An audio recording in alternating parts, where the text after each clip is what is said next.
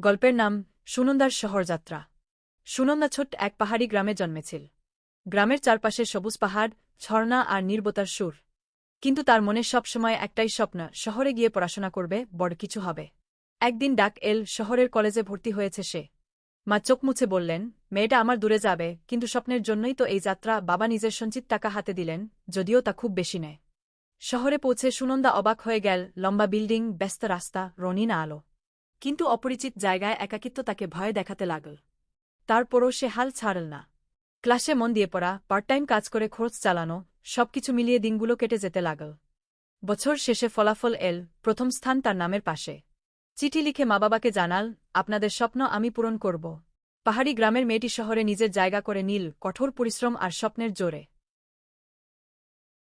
গল্পের নাম সুনন্দার শহরযাত্রা। সুনন্দা ছোট্ট এক পাহাড়ি গ্রামে জন্মেছিল। গ্রামের চারপাশে সবুজ পাহাড়, ঝর্ণা আর নির্বতার সুর। কিন্তু তার মনে সবসময় একটাই স্বপ্ন, শহরে গিয়ে পড়াশোনা করবে, বড় কিছু হবে। একদিন ডাক এল, শহরের কলেজে ভর্তি হয়েছে সে।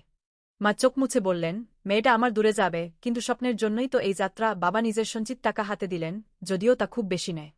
শহরে পৌঁছে সুনন্দা অবাক হয়ে গেল। লম্বা বিল্ডিং, ব্যস্ত রাস্তা, রঙিন আলো। কিন্তু অপরিচিত জায়গায় একাকিত্ব তাকে ভয় দেখাতে লাগল। তারপরও সে হাল ছাড়ল না।